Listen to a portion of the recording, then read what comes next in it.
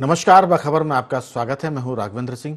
आज हम फिर बात कर रहे हैं झीलों के बारे में, पहाड़ों के बारे में, पर्यावरण के बारे में।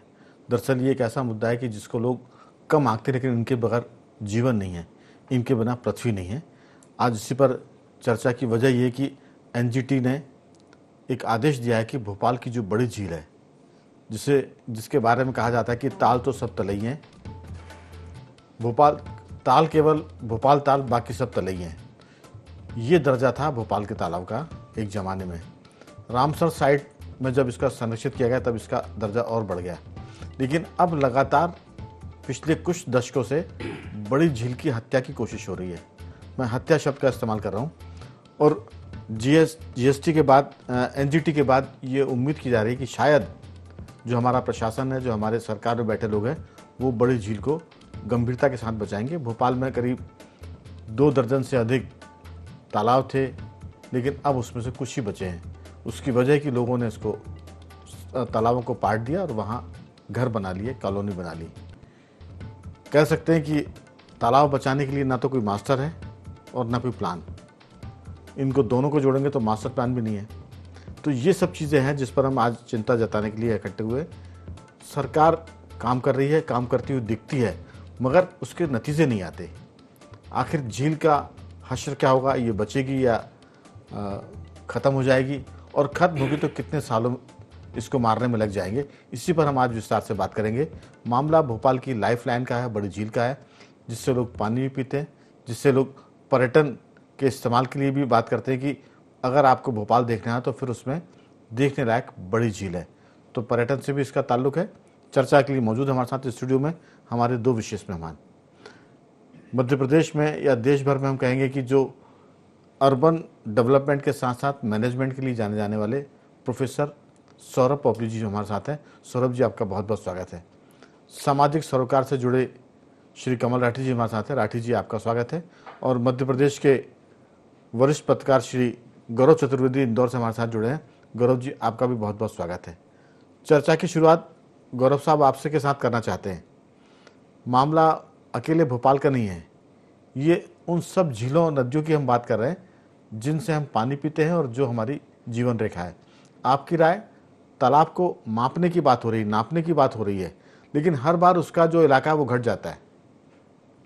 बातें होती हैं संरक्षण की और काम होते हैं उसकी हत्या के। आपकी राय, भोपाल की झील जैसे इंदौर में भी बहुत सारे पर्यावरण महत्व के इलाके हैं, आपकी जो भी राय हो बेबाक तरीके से हम सुनना चाहते हैं। गौरव जी। अभी आपने एक बात कही थी, ना कोई मास्टर और ना कोई प्लान। सबसे बड़ी जो झील को खत्म करने की कवायद की गई वो मास्टर प्लान के अभाव में खत्म की गई, पहली चीज। नंबर 2, बड़े बड़े राजनेताओं ने और भोपाल में जितने भी कलेक्टर, कमिश्नर, एसडीएम, तहसीलदार, पटवारी पदस्थ रहे हैं, उन्होंने समय समय पर अपने अपने नाम की जमीन वहां पर बंदरबाट करके कब्जा किया। अभी आपने कुछ समय पहले ही सुना होगा जब वो छापे पड़े थे सौरभ शर्मा के, तब जी, पूर्व मुख्य सचिव इकबाल सिंह बैस के बंगले के जिक्र आया था। वो भी उसके ऊपर कैचमेंट एरिया पे बना हुआ है। आप चिरायु अस्पताल देख लें बैरागढ़ में, वो भी कैचमेंट एरिया पे बनाया गया। कैसे परमिशन दे दी गई, क्यों दे दी गई, ये पटवाजी की सरकार जानती है। पटवाजी के चेले शिवराज जी ने अपना भदभदा के ऊपर जो कैचमेंट एरिया था उस पर 5 स्टार होटल की परमिशन दे दी दिलीप सूर्यवंशी जी को। ऐसा कोई एक केस नहीं हुआ है, पूरे मध्य प्रदेश में इस तरीके के केस हुए हैं। जितने तालाब रहे, चाहे सागर के झील की बात कर ले या हम बात भोपाल की कर ले या इंदौर में जो भी वाटर बॉडीज थी, उन सबके ऊपर इसी तरीके से कब्जे किए गए और उन पर निर्माण किए गए। पहली चीज, जी। अगर झील को वाकई में नापना है तो राष्ट्रीय जल ग्रहण विकास परियोजना जो 1991 में तैयार हुई थी, उस समय सारी वाटर बॉडीज के जो नक्शे हैं वो उसके पास मौजूद हैं। आप उन नक्शों को वेरीफाई कर लीजिए और आज जो निर्माण की स्थिति है गूगल अर्थ से आप निकाल लीजिए, 20 साल पहले की स्थिति निकाल लीजिए, और जब जब मध्य प्रदेश में या भोपाल में जी, झील को नापा गया है और जो लोग जिम्मेदार रहे झील को नापने वाले, जिन्होंने झील की चौड़ाई को कम किया है, गहराई को कम किया है, उनके ऊपर अगर शासन ईमानदारी से कार्रवाई करे तो भविष्य में इस तरीके के अतिक्रमणों पर रोक लग सकती है और वाटर बॉडीज बची रह सकती है, वो चाहे फिर इंदौर की हो, भोपाल की हो, सागर की हो या अन्य जगह की। आपने कहा ईमानदारी से अगर काम कर लें तो ये ईमानदारी अब किस दुकान पर मिलेगी ये पता नहीं, कहाँ मिलेगी, किस शोरूम में रखी हुई है, कहाँ, तो वो जी जी बोलिए। राघवन जी, मैं यानी बात कर रहा हूं कि अगर आप 1991 से लेकर के अभी तक के गूगल अर्थ के नक्शे निकलवा लेंगे जी तो वस्तु स्थिति बहुत क्लियर हो जाएगी। कोई बहुत बड़ी चीज नहीं हो। जिनके अवैध अतिक्रमण हुए हैं, साक्ष्य की दस्तावेजों में जो गलत तरीके से दर्ज हुए हैं, उन्हें हटा दिया जाए, वो कैचमेंट एरिया वापस जिंदा हो जाएगा और ये झीलें फिर वापस जिंदा रहेंगी। गौरव जी, असल में हम किसी नक्शे पर नहीं जाएं, कमल जी बैठे हैं, सौरभ जी बैठे हैं, जब बारिश होती है तो बारिश जब पानी गिरता है तो तालाब खुद अपनी हद तय कर देता है। किसी सीमांकन की जरूरत तो आपको नाप तोल के तकनीक के हिसाब से पड़ेगी, लेकिन नेचुरली बड़ी झील बताती है वो कहाँ तक है। अब उसका कितना वर्ग किलोमीटर का इलाका सरकार मानती है, कितना नगर निगम मानती है, ये सब बेकार की बातें हैं। वो हर बारिश में बताती है बहुत चीख कर कि मैं यहाँ तक हूँ, जहाँ चिरायु अस्पताल उसके अंदर है, बहुत सी कॉलोनियाँ उसके कैचमेंट एरिया में बन गई है, जो आपने कहा बड़े बड़े नौकरशाहों के बंगले और मकान भी बने हुए हैं, तो वो सब चीज़ें हैं। लेकिन सवाल है कि बचेगा कैसे। एनजीटी अपनी जगह काम कर रही है और उसको मारने वाले अपनी जगह काम कर रहे हैं। सौरभ साहब, मैं सिर्फ एक चीज़ जोड़ूंगा इसमें, 1990 के दशक में जापान सरकार की मदद से भोपाल की झील को बचाने के लिए बड़ा एक प्लान तैयार हुआ था। उस समय मध्य प्रदेश की राज्यपाल थी, तत्कालीन ब्यूरोक्रेट्स रही थी पंजाब की सरला ग्रेवाल। सरला ग्रेवाल के नेतृत्व में सरकार ने सरोवर हमारी धरोहर के नाम से एक अभियान चलाया था। उसमें शहर के हर बाशिंदे ने उसमें एक तरह से शिरकत की थी, उसमें शामिल हुए थे। झील को बचाने के लिए उसको मिट्टी निकालना ताकि झील गहरी हो जाए और आसपास के इलाके को बचाया जाए। लगभग 250 करोड़ रुपए, जो मुझे याद है, जापान सरकार ने 1990-92 के आसपास दिया था झील को बचाने संरक्षण के लिए। आज की तारीख में अगर हम उसको जोड़ेंगे तो शायद वो 1000 करोड़ से ऊपर का रकम मानी जाएगी। उसके बाद भी कुछ 1000 ट्रक मिट्टी निकाली गई, गाद निकाली गई और मामला खत्म हो गया। लेकिन उसमें एक अच्छी बात ये हुई थी कि भोपाल का जो कैचमेंट एरिया बड़ी झील का, उसके कैचमेंट एरिया में बड़ी संख्या में पेड़ लगाए गए थे ताकि ये साबित हो जाए कि ये कैचमेंट एरिया और यहाँ तक कोई बस्ती बसेगी तो वो फिर तालाब के भीतर वो दखल दे रहे हैं। आपकी राय, ये जो बसाहट बस रही है, जो जनसंख्या बढ़ रही है, जो शहर का विस्तार हो रहा है, इस सब के चलते झील को कैसे बचाया जाए? नमस्कार अरविंद जी, सबसे पहले हमें समझने की ज़रूरत है कि जो शहर बढ़ रहा है वो किस तरह बढ़ रहा है। आपके पास आज म्युनिसिपल कॉरपोरेशन की जो बाउंड्री है वो 285 वर्ग किलोमीटर है जी। उसका अगर आप 10% हटा भी दें तो भी आपकी 50 लाख लोगों की आबादी प्लानिंग के आंकड़ों के हिसाब से, प्लानिंग के स्टैंडर्ड के हिसाब से आप आज शहर के लगभग 285 वर्ग किलोमीटर में आप लगभग 50 लाख लोगों को बसा सकते हैं, बहुत आराम से रह सकते हैं। बावजूद इसके हम देख रहे हैं कि तालाब के कछार में दबाव बढ़ता जा रहा है शहरीकरण का जी, और ये एक, मैं मानता हूँ, एक चिंताजनक स्थिति पैदा कर रहा है। इसकी कई वजह हैं। इसकी एक वजह यह है कि तालाब भोपाल शहर को कई तरह के पारिस्थितिकी के तंत्र का उसका योगदान है। आपका साफ पानी वहाँ से आता है। अगर आपका आपके तालाब में साफ पानी नहीं होगा, अगर आपका पूरा कछार अर्बनाइज हो जाएगा, बाढ़ की स्थिति बन जाएगी। बाढ़ की स्थिति, डाउनस्ट्रीम एरियाज आपके सारे अर्बनाइज हैं, सारों में शहरीकरण हो रखा है जी। तो आपकी बाढ़ की स्थिति, अभी पिछले हफ्ते एक आईआईटी के प्रोफेसर आए थे भोपाल और उन्होंने भी यही स्टडी की थी। अभी आजकल हम देख रहे हैं कि हर शहर में लगभग 2-3 घंटे में 100 mm की बारिश हो जाती है, हो सकती है। तो उसको हम बहुत बड़े स्तर पर हम देख रहे हैं। कई शहरों में ये बहुत हैवी, इसको हाई रेनफॉल या इंटेंस इवेंट्स कहते हैं, रेनफॉल। तो जो बरसात के जो इवेंट्स हैं, जो जलवायु परिवर्तन से उत्पन्न हो रहे हैं जी, आपके शहरीकरण के जो इल इफेक्ट्स हैं, जो शहरीकरण से उत्पन्न हो रहे हैं, इनके सबके साथ वो इंटरैक्ट करते हैं। वो इनका आपस में समन्वय अगर बन गया तो आपकी शहर की स्थिति वही हो जाएगी जो इस साल हमने देखा, जोधपुर की हो गई, देहरादून की हो गई, दिल्ली की हो गई, मुंबई की हो गई। तो हर शहर में लगभग बाढ़ आ रहे हैं, बंगलोर में आ रहे हैं। तो हमें ये जानना है कि देखिए, आपका जितना जितना तंत्र है, चाहे तकनीकी तंत्र है या राजनीतिक तंत्र है या आर्थिक तंत्र है या पारिस्थितिकी का तंत्र है, वो सारा तंत्र बना है समाज के लिए। तो अगर हम समाज को प्राथमिकता देते हैं तो हमें इन तीनों का समन्वय चाहिए, राजनीति का और आर्थिक का, जी, पारिस्थितिकी का और तकनीक का। अगर समाज बीचों बीच नहीं है, या मुझे आपसे पूछना चाहिए कि क्या हम सच में इस तरह से प्लानिंग कर रहे हैं आज शहर की कि समाज के लिए सब सारे दायरे समाज की तरफ बढ़ रहे हैं? तो मैं मानता हूं कि इसमें कुछ कमियां रही हैं। गौरव जी ने कुछ हाईलाइट भी की हैं। तो मैं ये सोचता हूं कि आज हम इस ऐसे मोड़ पर खड़े हैं जलवायु परिवर्तन के चलते, और तमाम उन प्रॉब्लम्स को जो हम देख रहे हैं जी, गर्मी की स्थिति इतनी ज़्यादा भयंकर हो गई है आजकल, और ये तालाब उन सारी स्थितियों से एक ना एक तरह से हमें हमारी सुरक्षा करता है। उसका योगदान हमारी ओवरऑल क्वालिटी ऑफ लाइफ पर है भोपाल की। तो सबसे पहले तो यह है कि तालाब की क्या ज़रूरतें हैं।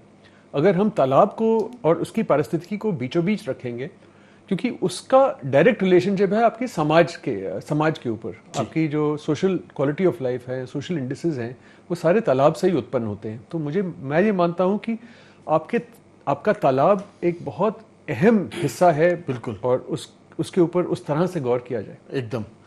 तालाब चूंकि बहुत अहम है, हम ये मान रहे हैं, लेकिन समंदर के किनारे वाले शहरों में भी वाटर लेवल 0 पर जा रहा है। ये हम सिर्फ, मैं विषय को और बड़ा करना चाह रहा हूँ कि ये जो मामला, अगर हम झील की चिंता नहीं करेंगे तो चिंता नहीं करने पर तो समंदर भी काम नहीं कर रहा है। चेन्नई की हम बात कर रहे हैं, हम दक्षिण अफ्रीका की राजधानी की हम बात कर रहे हैं, वो भी पानी के मामले में 0 वाटर लेवल पर चली गई है। तो ये बहुत सारी बातें जो चिंता जताती है। लेकिन राठी जी, हम किसी भी चिंता से डर नहीं रहे हैं। प्रकृति हमको हर साल बता रही है कि मुंबई आपका गया, अगर बारिश होगी तो वो वहाँ के इलाके डूबेंगे।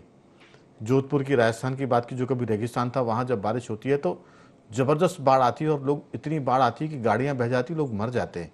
इसका मतलब कि प्रकृति आपको, आपके दिमाग पर हथौड़े मार के समझा रही है, लेकिन हम समझने को राजी नहीं है। सरकारें तो व्यवस्था करती है। जैसे भोपाल की हम बात करें तो 30 अधिकारियों, पटवारियों की एक टीम बना दी है जो भोपाल की बड़ी झील को नापेगी। लेकिन झील तो हर साल अपनी नपती बताती है कि मैं कहाँ हूँ। अगर उसकी सीमा को जानकर उसको सुरक्षित कर लिया जाए तो मुझे लगता है कि झील बच जाएगी और यहाँ के लोग भी बचे रहेंगे जो उसके आसपास झील का आनंद लेते हैं। आपकी राय? देखिए, सबसे पहले तो मैं आज एक एनजीटी के प्रकरण में मैं सुन रहा था। तो एनजीटी ने अपने आदेश में भी आ गया, आदेश में लिखा है खास नगर निगम भोपाल के लिए कि जो नगर निगम भोपाल का दायित्व है, जो जिम्मेदारी है, ये एक सड़क और वृक्षों के काटाई को लेके थी कि नगर निगम ही उसको खत्म करने पे लगा है। उन्होंने कहा जिनको रक्षा की जिम्मेदारी दी उसे वो खत्म करना चाहते हैं। ये एनजीटी ने टिप्पणी नहीं, अपने ऑर्डर में लिखा है। तो आप जब देखेंगे तो ये जो बड़ा तालाब है, जिसे भोज वेटलैंड हम कहते हैं, इसकी हम बहुत लंबा 1000 साल का इतिहास पे मैं बिल्कुल नहीं आगे बात करना चाहूँगा, लेकिन इसको सन 62 से हम इसकी बात हमें करना चाहिए। सन 62 में भोपाल की आबादी को बढ़ते नज़र राजधानी बनने के बाद इसमें पीने के पानी की सप्लाई कैसे हो, क्योंकि ये महत्वपूर्ण बिंदु इसका यह है कि पीने का पानी जी, उसकी सप्लाई कैसे हो, क्योंकि दुनिया में पीने का पानी 2-4-5% ही बचा, बाकी तो खारा पानी है। तो कैसे हो, उसके लिए एक बांध बांधा गया था, भदभदा डैम। उस डैम के वक्त, बनावट के वक्त, सारी सीमाएं नापकर जितनी जमीन डूब में आ सकती थी सारी शासन ने अधिग्रहित कर ली। जो अधिग्रहित जमीन हो गई, उसके नक्शे, उसके खसरे, उसके गांव, उसके मालिक का नाम, सब शासन के पास उपलब्ध है, पहली चीज। दूसरी चीज, ये जो नपती हो रही है ये पूरे भारत में हो रही है, कोई बड़े तालाब के लिए नहीं हो रही। गलतफहमी का कोई काम नहीं है, एनजीटी का भी ऐसा कोई मेन आदेश भी नहीं है। ये माननीय सर्वोच्च न्यायालय में सन 2001 से प्रकरण चल रहा है पूरे भारत के वेटलैंड्स के संरक्षण को लेके। उसी में वेटलैंड रूल्स 2010 में आए, फिर 17 में आए, और आगे भी निरंतर वेटलैंड को मॉनिटरिंग की जा रही है। उसके तहत पहले 2,01,000 वेटलैंड पूरे देश में चिन्हित किए गए थे, जो 2.25 हेक्टेयर से बड़े नाप के हैं। इसके बाद 2,31,000 का एक नया आंकड़ा इसरो के द्वारा सैटेलाइट मैपिंग के द्वारा इनको दिया गया। अब क्या हो रहा है, उस सैटेलाइट मैप की ग्राउंड ट्रूथिंग करने के लिए सुप्रीम कोर्ट का आदेश था दिसंबर में, 3 महीने के अंदर करना था, सरकार सोती रही। ये भी आज के आदेश में आखिरी पैरा में प्रमुख सचिवों को उन्होंने लिखा है कि प्रमुख सचिव देखे कि सरकार के विभाग जवाब नहीं देते ट्रिब्यूनल में, तो ये सोते रहे।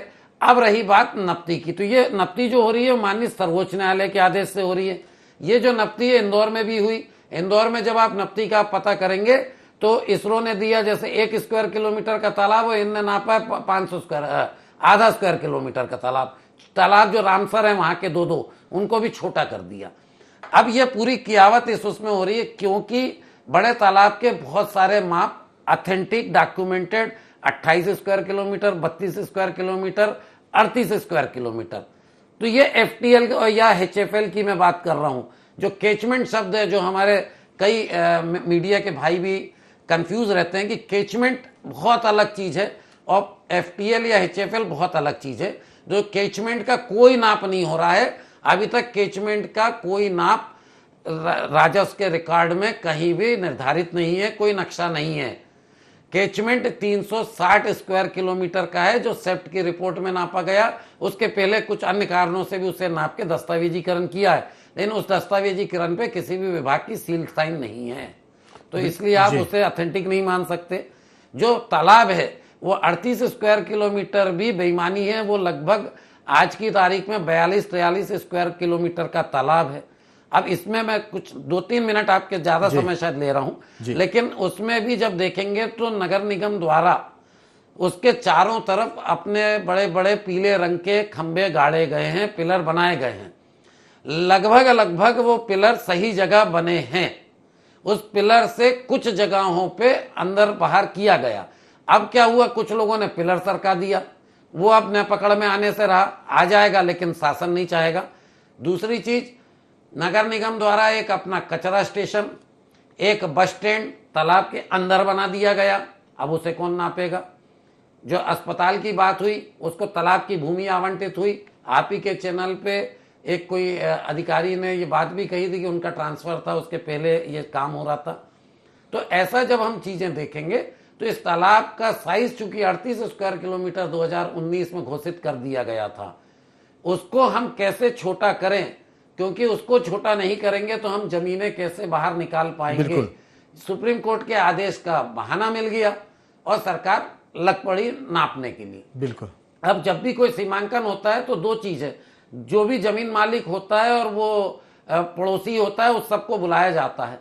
तो अब यहाँ तालाब का तो कोई मालिक है नहीं, तालाब तो अपने आप में बेचारा गूंगा है, बहरा है, कुछ बोलने की स्थिति में नहीं है। तो क्या वेटलैंड मित्रों को आप जो उनके लिए आवाज उठा रहे हैं उनको शामिल किया आपने एक तरफा नपती कर रहे हैं, जिस नपती का हाल ही के अखबारों में भी छपा। प्रदेश भर में नपतियों के झगड़े चल रहे हैं, ना गांव के चांदे मिलते हैं, ना मीनारें मिलती हैं। और राजस्व का रिकॉर्ड 1962 से अधिग्रहण वाला देखे बिना 2025 के रिकॉर्ड से अगर ये नापेंगे तो निश्चित ही कह सकता हूं मैं, तालाब 38 से वापस 32 स्क्वायर किलोमीटर करने की कवायद है और खंबे हटाए जाएंगे और काम किया जाएगा। इसमें सबसे खास बात यह है कि कहावतें हैं, उससे हम समझ सकते हैं कि बागड़ी खेत खा रही है। चोर चौकीदारी चोर हो गया है, जिसको बचाने की जिम्मेदारी थी वो खुद इसको खा रहे हैं। उसी को सभ्य भाषा में एनजीटी में आज लिखा है। जी, मेरा कहना है कि एनजीटी की हर लाइन पर अमल करने की बात होती, लेकिन अमल नहीं होता। एनजीटी अगर ये भी लिख देती कि जो लोग तालाब की चिंता करके सरकार से लड़ाई लड़ रहे हैं या कोर्ट में जा रहे हैं, उनको भी इस सीमांकन के मामले में शामिल किया जाए, तो शायद स्थिति और बेहतर हो सकती थी। लेकिन यहाँ तो अब वही चोर हैं और वही साहूकार हैं और वही जो चोरी कर रहे हैं गौरव जी, जो अतिक्रमण जिन्होंने किया है उन्हीं के लोग उसकी निपटी कर रहे हैं। तो फिर क्या उम्मीद होगी? जहाँ तक सैटेलाइट की बात है, दूसरी मैपिंग की बात है, वो अपनी जगह है। 42 वर्ग किलोमीटर का भोपाल की बड़ी झील को कम से कम मान ले, वैसे तो बहुत ज़्यादा है, लेकिन ये बच पाएगी उसकी उम्मीद कम है। हो सकता है कि अगले 10 सालों बाद हम बात करें कि कभी इतनी बड़ी झील हुआ करती थी, अब ये सिर्फ 10 किलोमीटर के दायरे में सिमट गई है, उसके आसपास कॉलोनियाँ कट जाएंगी। ये मैं ऐसी कपोल कल्पना कर रहा हूँ, लेकिन ये डराने वाली है। आपकी राय?